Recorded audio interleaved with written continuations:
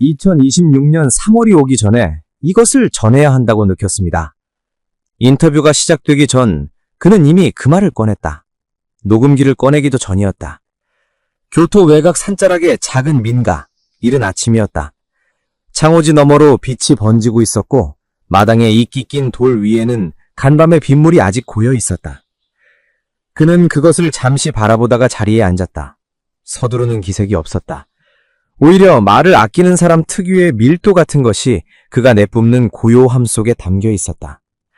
사쿠라이 켄지, 올해 73이다. 일본 신도의 전통 수행법과 밀교적 명상을 40년 넘게 이어온 인물로 젊은 시절 대학에서 양자 물리학을 전공했고 30즈음에 학교를 떠나 산으로 들어갔다. 이후의 삶은 거의 그 안에서 이루어졌다. 제자를 두지 않고 강의도 하지 않는다. 10여 년 전 그와 나눈 대화를 한 작가가 짧은 글로 옮겼고 그 글이 입에서 입으로 번져나가면서 세간의 이름이 알려지기 시작했다. 찾아오는 사람들에게 그는 늘 같은 말을 한다고 한다. 나는 가르치는 사람이 아닙니다. 먼저 걷고 있는 사람일 뿐입니다. 수행의 방식에 대해 묻자 그는 구체적인 설명을 꺼렸다. 어떤 방법이 어떤 사람에게 맞는지는 그 사람만이 알 수 있다는 이유에서였다. 다만 자신이 걸어온 길에 대해서는 조금 이야기했다. 저는 오랫동안 고요함을 참는 수행을 했습니다. 그런데 어느 시점에 깨달았어요. 내가 고요함을 참는다는 것 자체가 이미 고요하지 않다는 증거라는 걸요. 그때부터는 찾는 걸 그만뒀습니다. 그냥 잊기 시작했어요. 그리고 그것이 훨씬 더 깊은 수행이었습니다. 산에서 보낸 40년을 통해 그는 어떤 확신에 이르렀다고 했다. 인간의 내면과 외부 세계 사이에는 우리가 통상적으로 인식하는 것보다 훨씬 더 깊은 연결이 있다는 것, 그리고 그 연결을 감각할 수 있을 때 미래라고 부르는 것에 대한 감각도 달라진다는 것. 인터뷰를 요청했을 때 그는 조건을 하나 달았다. 내가 경험한 것을 예언이라는 말로 포장하지 말아 주십시오. 나는 보고 느낀 것을 옮길 뿐입니다. 그것이 실제 미래인지 가능성인지 아니면 내 안에 어떤 무언가가 빚어낸 것인지 솔직히 나도 알지 못합니다. 그러면서도 그는 이야기를 시작했다. 그가 처음으로 다른 층이라고 부르는 곳을 경험한 것은 56살 한겨울이었다. 40일 동안 물만 마시며 산 중턱 작은 암자에서 홀로 수행하던 중이었다. 어느 날 의식이 끊기는 순간이 찾아왔다. 그런데 그것은 끝이 아니었다. 어두운 통로 같은 것이 있었습니다. 두렵지 않았어요. 오히려 내가 평생 그토록 꽉 쥐고 살아온 것들이 그곳에서 보니 아무것도 아니었습니다. 손에서 힘이 빠지는 느낌이었는데 그 느낌이 무섭지가 않고 오히려 편안했습니다. 마치 오래 들고 있던 짐을 내려놓은 것처럼요. 빛이 있었다고 했다. 그런데 눈으로 보는 빛이 아니었다. 온몸으로, 존재 전체로 느끼는 것이었다. 그것이 가까이 왔을 때 그는 이미 말이 필요 없는 상태가 되어 있었다. 그 빛은 아무것도 말하지 않았다. 그런데 그는 모든 것을 알고 있었다. 언어가 없었습니다. 그런데 이해가 먼저 왔어요. 그 존재가 무언가를 전달하는 방식은 개념이 아니라 감각이었습니다. 그것을 이쪽의 언어로 옮기는 것 자체가 이미 왜곡이에요. 그래서 나는 인터뷰 자리에서도 항상 조심스럽습니다. 내가 말하는 순간 이미 진짜와는 조금 달라지니까요. 그가 경험한 그 세계에서 무엇이 가장 인상 깊었냐고 물었다. 시간이 없다는 것입니다. 그것이 말로는 쉽게 전달이 되지 않아요. 우리는 태어나서 죽을 때까지 시간 안에서 살기 때문에 시간 없이 존재한다는 것이 무엇인지 상상하기가 어렵습니다. 하지만 그곳에 가면 즉시 이해됩니다. 과거, 현재, 미래가 구분이 없어요. 내가 어렸을 때가 지금과 동시에 존재하고 내가 이 몸을 떠난 이후가 지금과 동시에 존재합니다. 그것이 한꺼번에 보입니다. 그리고 그때 알게 됩니다. 우리가 시간 안에서 경험하는 불안이라는 것의 대부분이 사실은 아직 오지 않은 것에 대한 두려움이라는 것을요. 그런데 거기서 보면 아직 오지 않은 것이라는 개념 자체가 없어요. 모든 것이 이미 있습니다. 인터뷰어가 다시 물었다. 그렇다면 미래는 이미 정해진 것이냐고. 그 존재에게 나도 그 질문을 했습니다. 답은 명확하지 않았어요. 대신 이런 것을 보여줬습니다. 물이 있고 그 물이 흘러갑니다. 그런데 그 물이 어디로 가느냐는 지금 이 순간 무엇이 있느냐에 따라 계속 바뀝니다. 미래는 고정된 하나가 아니라 지금 이 순간들의 선택이 만들어가는 흐름이에요.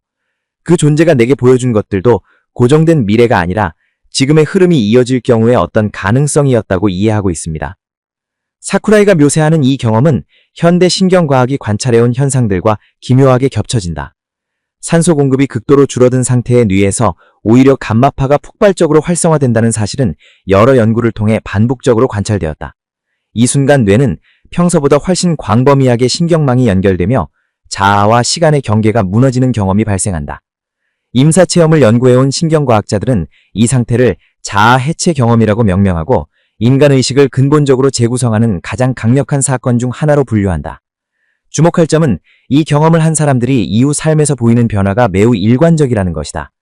타인에 대한 공감이 깊어지고 죽음에 대한 두려움이 현저히 줄어들며 물질 중심의 가치관이 뿌리채 흔들린다. 수십 년에 걸친 수행이 사쿠라이를 그 경계까지 데려간 것이라면 그가 본 것은 단순한 환각과는 다른 층위의 무언가일 수 있다. 그가 돌아온 것은 정확히 며칠이 지난 뒤였는지 그도 알지 못한다고 했다. 의식이 돌아왔을 때 몸은 암자 바닥에 쓰러져 있었고 바깥은 어두웠다. 하지만 이상하게도 배고프지 않았다고 했다. 두렵지도 않았다. 오히려 마음 한가운데에 그것까지는 알 수 없지만 아주 오랫동안 없었던 무언가가 채워진 느낌이 있었다. 그 이후로 삶이 달라졌습니다. 극적으로 달라진 게 아니에요. 똑같은 산에서 똑같이 살았습니다. 그런데 내가 보는 방식이 달라져 있었어요. 예전에는 두려움을 없애려고 수행했는데 그 이후로는 두려움이 그냥 별일이 아니게 됐습니다. 파도가 무섭지 않은 게 아니라 나 자신이 파도보다 더 깊은 곳에 있다는 걸 알게 된 거랄까요? 그는 그 경험 이후 처음으로 미래의 일들이 감각으로 들어오기 시작했다고 말했다. 선명한 환상의 형태가 아니었다. 어떤 무게감, 어떤 색감, 그리고 때로는 소리 없는 말의 형태로. 그것이 무엇을 뜻하는지 해석하는데 10년이 걸렸다고 했다. 이 인터뷰는 그 10년의 끝에 가까운 시점에 이루어졌다. 제가 이 이야기를 지금 하는 것은 지금이 아니면 의미가 없기 때문입니다. 어떤 것들은 시간 안에서만 뜻이 있어요. 2026년 3월이 지나면 이 이야기의 어떤 부분은 이미 흘러가 버립니다. 인터뷰어가 물었다. 그가 전하려는 것이 일본에 관한 것이냐고, 아니면 한국에 관한 것이냐고. 둘 다입니다. 그리고 그 둘은 연결되어 있습니다. 한 곳이 무너지는 일이 다른 곳을 열어주기도 합니다. 강이 흐르는 방향은 지형이 바뀌어야 달라지지요. 그 지형의 변화가 지금 일어나고 있습니다. 그는 차를 한 모금 마셨다. 그리고 잠시 눈을 감았다. 그 세계에는 시간이 없었다.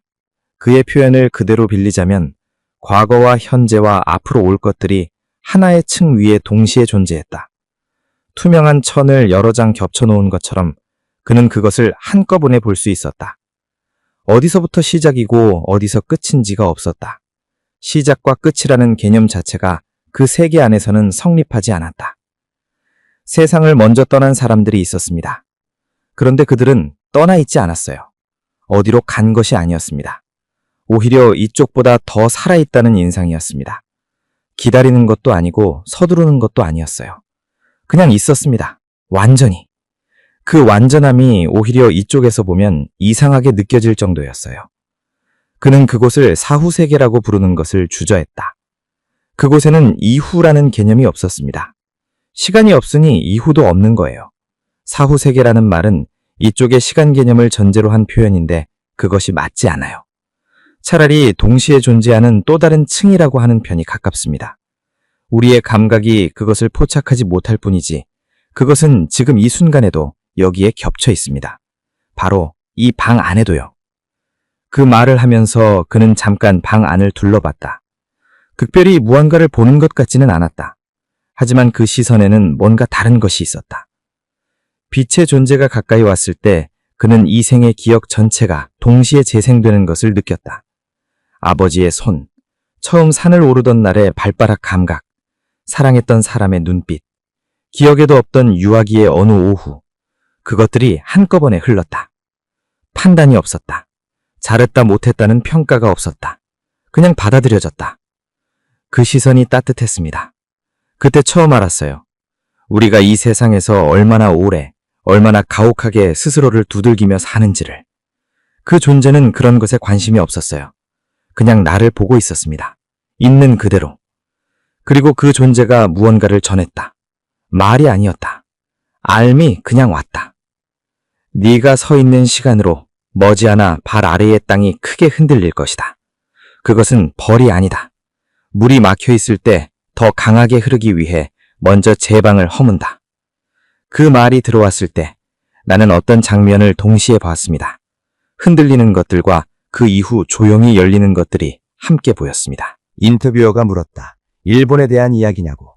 사쿠라이는 고개를 천천히 끄덕였다. 2026년 3월입니다.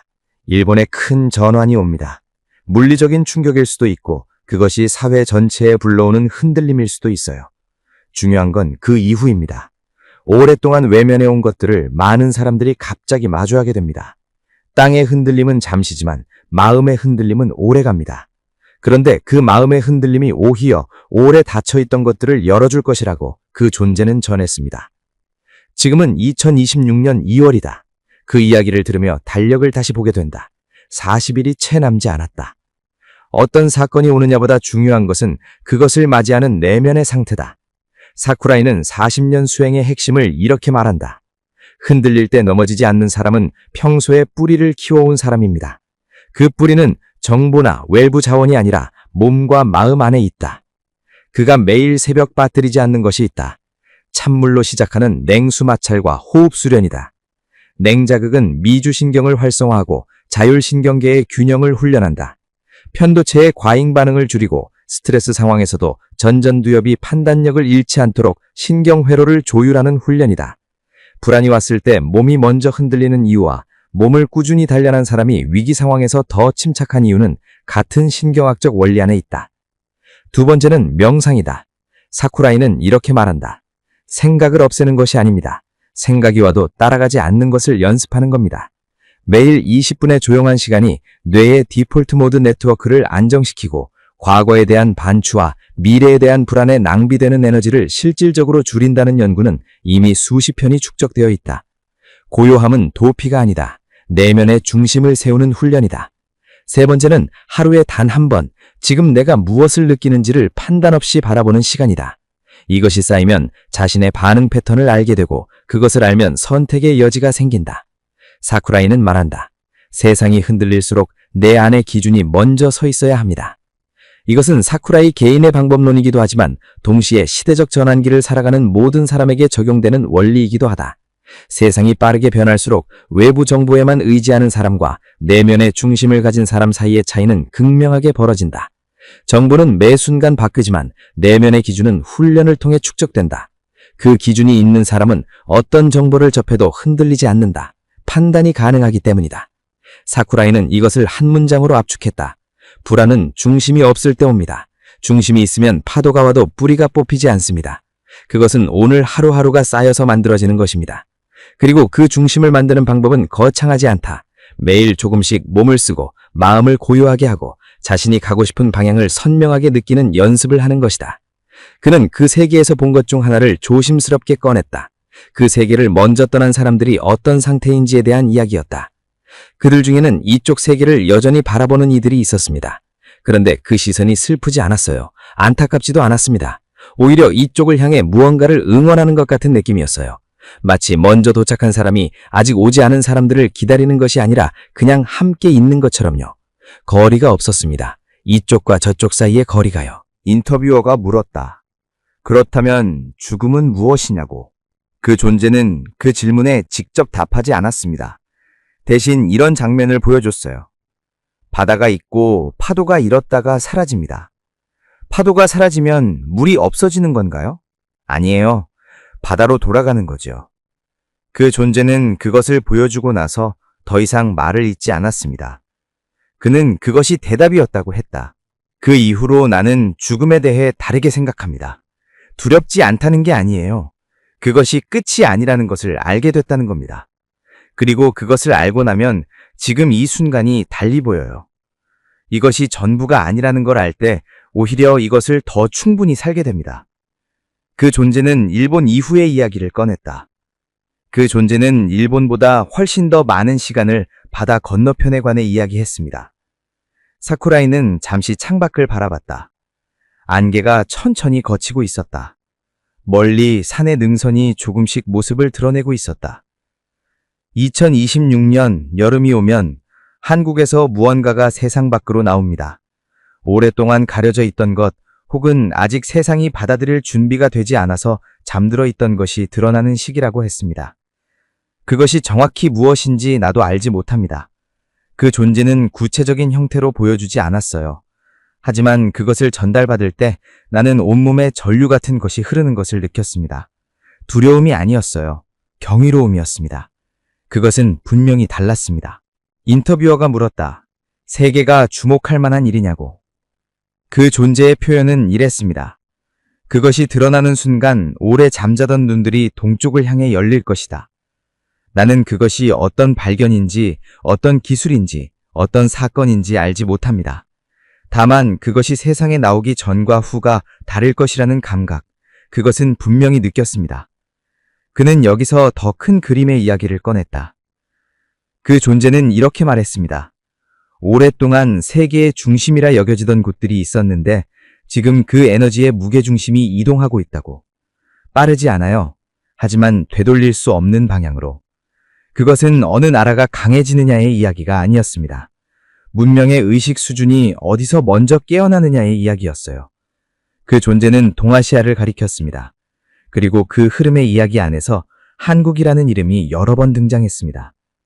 사쿠라이는 이것이 우열을 말하는 것이 아니라고 분명히 선을 그었다. 그 존재는 단 한 번도 우월하다거나 선택받았다는 말을 하지 않았습니다. 오히려 이런 맥락이었어요. 샘이 솟는 곳은 그만큼 책임이 무거운 곳이기도 하다고. 많이 받은 곳은 그만큼 더 내어놓아야 한다고. 그것이 그 존재가 한국에 관해 말한 방식이었습니다. 인터뷰어가 물었다. 우리가 지금 할 수 있는 일이 있냐고. 사쿠라이는 잠시 생각하다가 말했다. 있습니다. 그런데 그것은 밖에서 하는 일이 아닙니다. 안에서 하는 일입니다. 인터뷰어가 한 가지 더 물었다. 그것이 드러난다는 것이 한국에게 어떤 의미인지. 그 존재는 이것을 말했습니다. 어떤 시대에는 어떤 곳이 그 시대의 질문에 먼저 답을 내놓습니다. 그 답이 완벽하지 않아도 됩니다. 먼저 시도하는 것 자체가 중요해요. 그리고 그 시도가 세상의 방향을 조금씩 바꿉니다. 그 존재가 한국에 반해 말한 것은 그런 맥락이었습니다. 먼저 무언가를 꺼내놓는 것. 그것이 이 시대에 한국이 갖는 위치일 수 있다고. 사쿠라이는 여기서 조심스럽게 한마디를 덧붙였다. 그런데 그것은 자랑스러워할 일인 동시에 무거운 일이기도 합니다. 무언가를 먼저 꺼내놓는 사람은 항상 위험을 먼저 감수하는 사람이기도 하거든요. 그 존재가 한국에 관해 이야기할 때 나는 그 양쪽을 동시에 느꼈습니다. 가능성과 책임이 같은 무게로.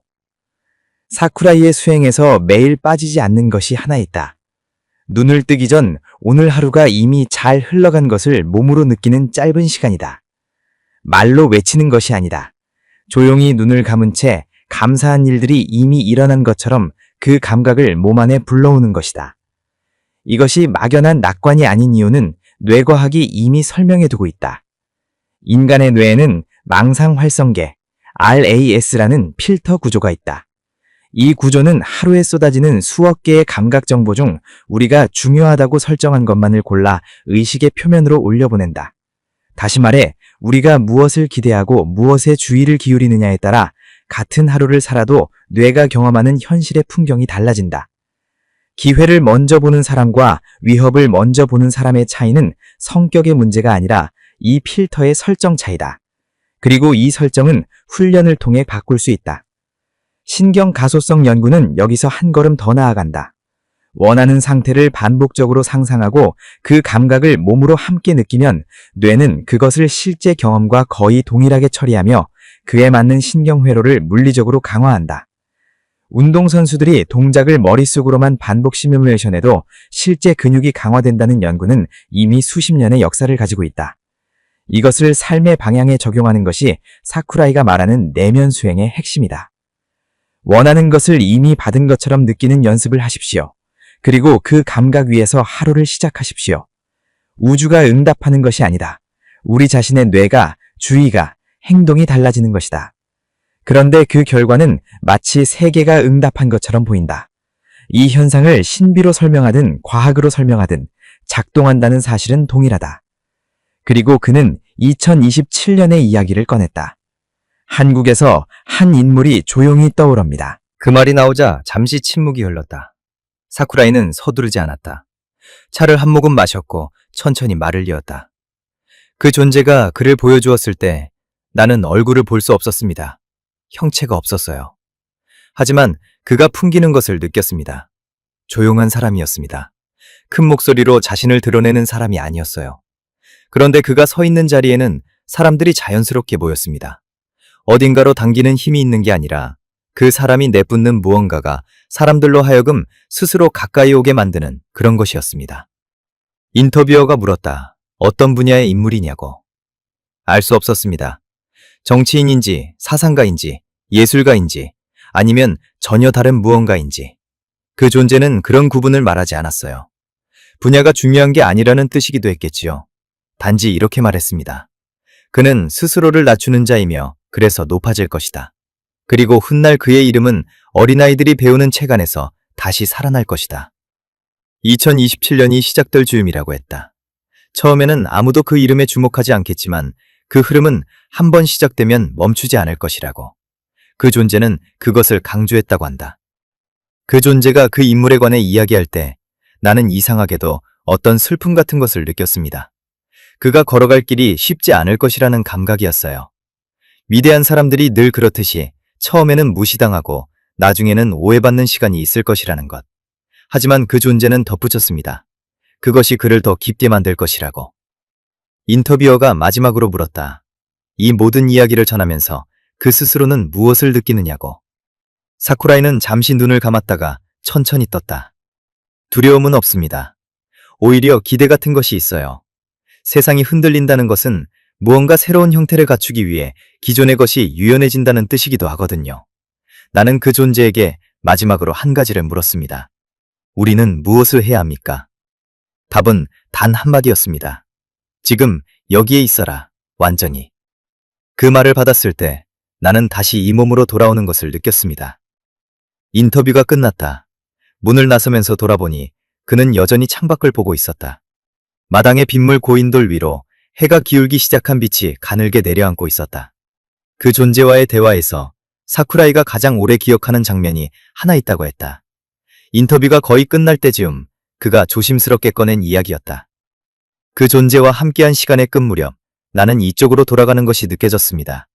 그 존재가 점점 멀어지는 것이 아니라 내가 점점 이쪽 방향으로 당겨지는 느낌이었어요.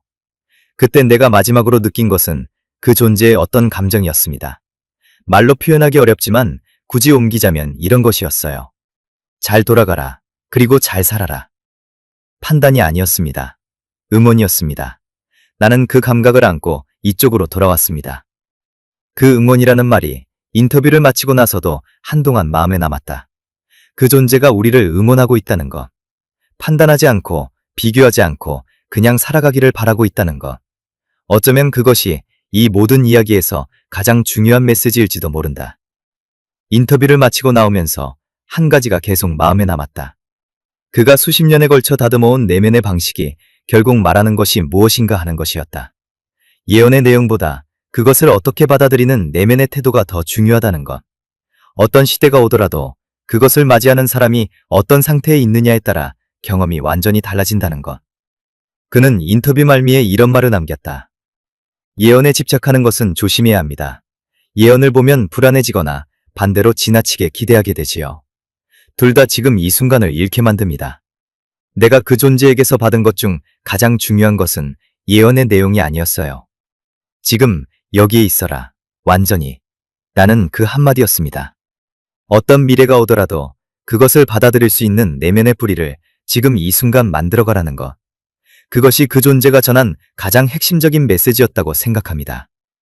그 말을 들으면서 이 인터뷰 전체를 관통하는 하나의 맥락이 보였다. 사쿠라이가 전하는 것은 예언의 내용 이전에 어떻게 살 것인가에 대한 이야기였다. 어떤 미래가 오더라도 흔들리지 않는 내면을 만드는 것. 몸을 단련하고 마음을 고요하게 하고 자신이 원하는 방향을 이미 살고 있는 것처럼 느끼는 연습을 하는 것. 그 세 가지가 어떤 예언보다 강한 준비가 된다고 그는 말했다. 그리고 그것은 특별한 사람만이 할 수 있는 일이 아니었다. 사쿠라이 켄지가 전하는 이야기를 하나의 선으로 이어보면 이렇다. 2026년 3월, 일본의 큰 전환이 찾아온다. 땅의 흔들림이든 사회 전체의 충격이든 오랫동안 외면해온 것들을 마주하는 계기가 된다.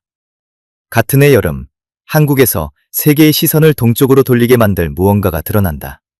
무엇인지는 알 수 없지만 그 이전과 이유가 다를 것이라는 감각은 분명했다고 그는 말한다.